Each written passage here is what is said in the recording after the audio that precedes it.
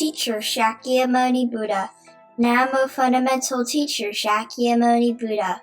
Namo Fundamental Teacher Shakyamuni Buddha. I'm reading Great Women Disciples of the Buddha Malika. The author is Helmut Hecker. This is part 2, The Flower Girl Queen. After the king had heard these explanations, he became responsive to the request of the compassionate queen. He granted freedom to the imprisoned men and animals and ordered the sacrificial altar to be destroyed. The king who had become a devoted lay disciple of the Buddha visited him one day again and met a wise and well-learned layman there. The king asked him whether he could give some daily Dhamma teaching to his 2 queens and the other ladies of the palace. The layman responded that the teaching came from the Enlightened One, and only one of his ordained disciples could pass it on to the woman.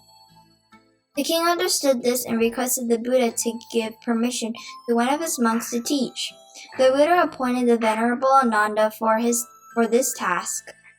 Queen Malika learned easily in spite of her uneducated background, but Queen Vasabhakatiya, cousin of the Buddha and mother of the crown prince, was unconcentrated and learned with difficulty.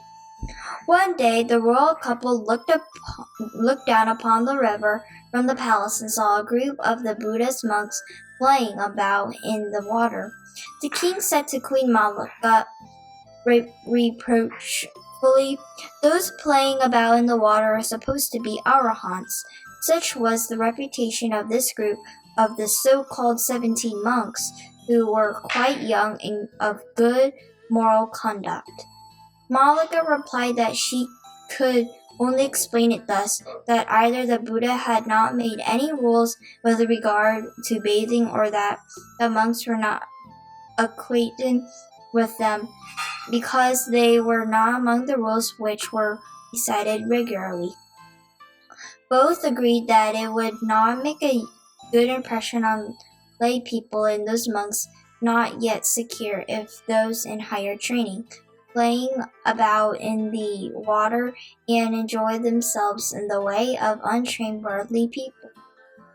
But King Pasenadi wanted to avoid blackening those monks' characters and just wanted to give the Buddha a hint so that he could lay down a firm rule.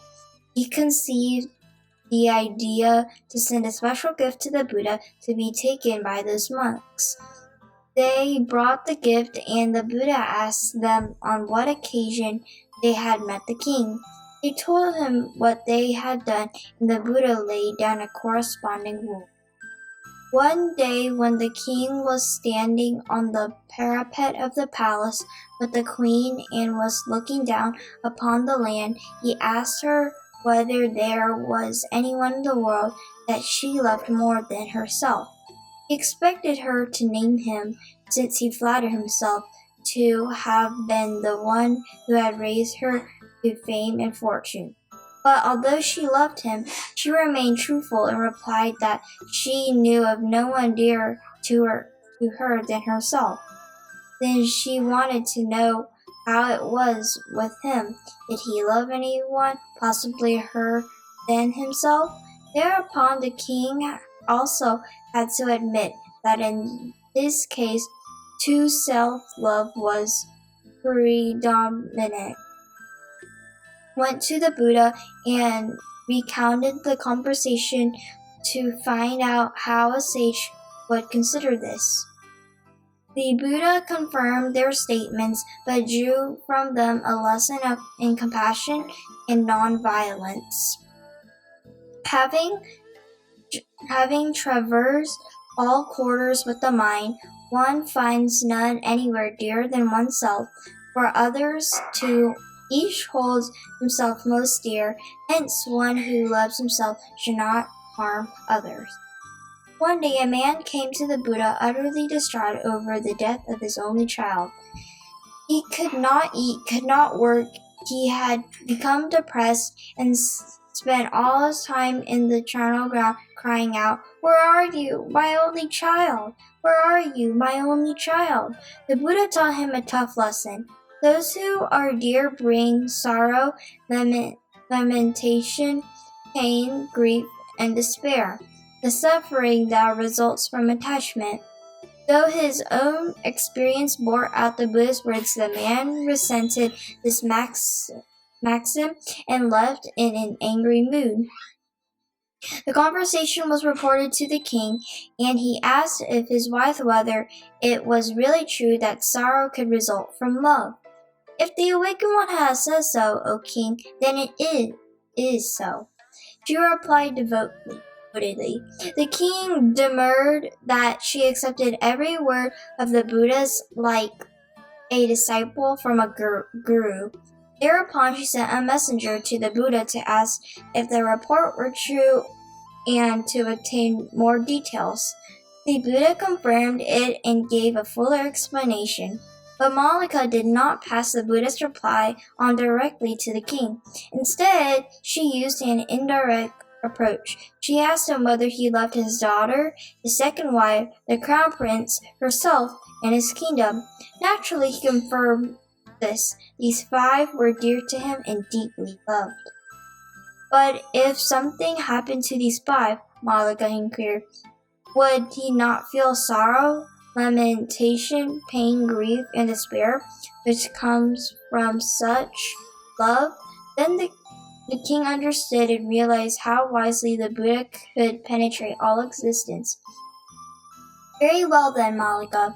Continue to venerate him." And the king rose, uncovered his shoulder, prostrated deferentially in the directions where the Blessed One was residing, and saluted him 3 times. Homage to the Blessed One, the Arahant, the fully awakened one. But their lives together did not remain altogether free of conduct. One day, an argument arose between the couple about the duties of the queen. For some reason, the king had become angry at her and was treating her as if she had disappeared into thin air. When the Buddha arrived at the palace the next day for his meal, he asked about the queen, who had always been present earlier. Pasenadi scowled and said, "What about her? She has gone mad because of her fame." The Buddha replied that he himself had raised her up to the position and should therefore be reconciled with her. Somewhat reluctantly, the king had her called. The Buddha then praised the blessing of amity, and their rift was forgotten as if it never occurred. Later, however, a new round of friction set in between the couple, and again the king would not look at Malika and pretended she did not exist. When the Buddha became aware of this, he had asked about her, and Pasenadi again said that her good fortune had gone to her head. Immediately, the awakened one related an incident from a former life when both were heavenly beings, a devil couple, who loved each other dearly. One night they were separated from each other because of the flooding of a stream. They both regretted this irretrievable night, which could never be replaced during their lifespan of 1,000 years, and for the rest of their lives they never parted from each other's company, and always remembered to use this separation as a warning so that their happiness would endure until the end of their days. The king was moved by the story and reconciled to the queen. Malika then spoke this verse to the Buddha. "With joy I heard your varied words, which were spoken for our welfare. With your talk you dispelled my sorrow. May you live long, my ascetic, bringer of joy." A third time, the Buddha told of a former life of the royal couple when Pasenadi was a crown prince and Malika was his wife. When the crown prince became afflicted with leprosy and had to relinquish his claim to the throne, he resolved to withdraw into the forest by himself so as not to become a burden to anyone. His wife, however, refused to desert him, but accompanied him and looked after him with touching attention.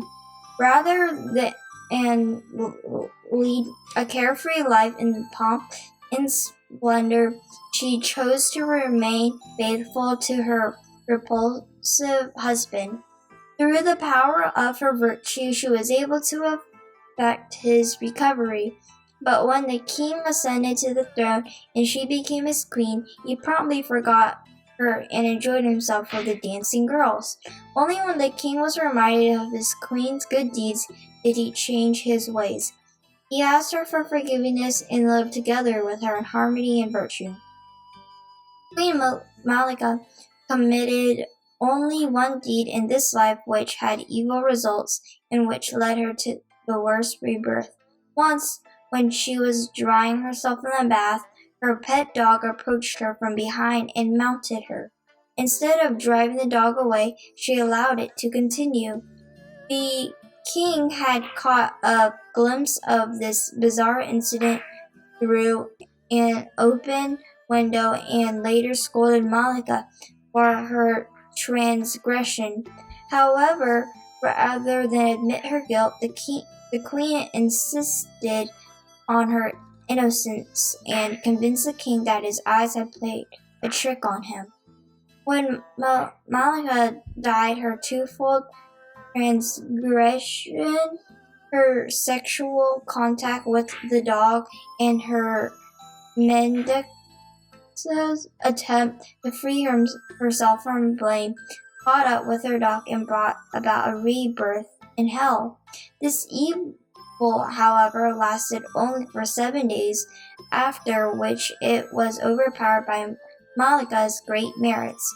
At the time of her death, King Pasenadi was listening to the Buddha give a Dhamma talk.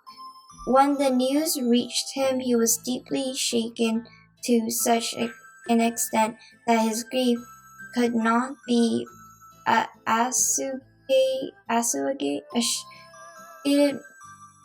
even by the Buddha's reminder that there was nothing in the world that could escape decaying death.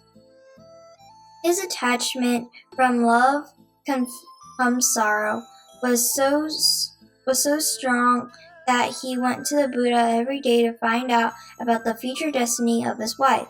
If he had get along without her on earth, at least he wanted to know about her rebirth.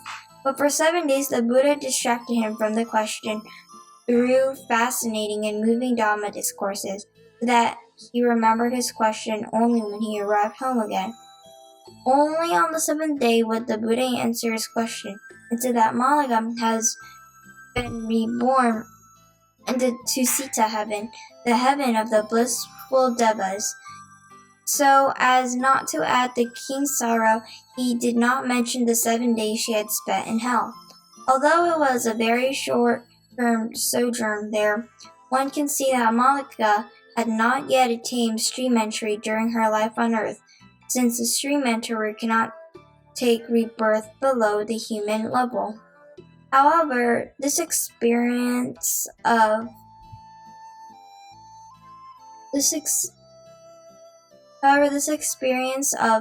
infernal suffering, together with her knowledge of the Dhamma, must have quickened Malika's ripening for the attainment of stream entry.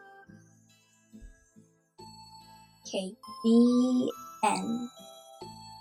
Here's the quote of the day. Thousands of candles can be lightened from a single candle, and the life of the candle will not be shortened. Happiness never decreases by being shared. In every living being, our minds is one and radiant with light. Hear the fruits of peace, with heart of goodness, luminous and bright. If people hear and see how hands and hearts can find and give in unity, may their minds awake to great compassion and wisdom and to joy. May kindness find reward. May all who sorrow leave their grief and pain. May this boundless light break the darkness of their endless night. Because our hearts are one, this world of pain turns into paradise. May all become compassionate and wise. May all become compassionate. Namo Fundamental Teacher Shakyamuni Buddha. Namo Fundamental Teacher Shakyamuni Buddha. Namo Fundamental Teacher Shakyamuni Buddha. I hope you enjoyed that series, and thank you for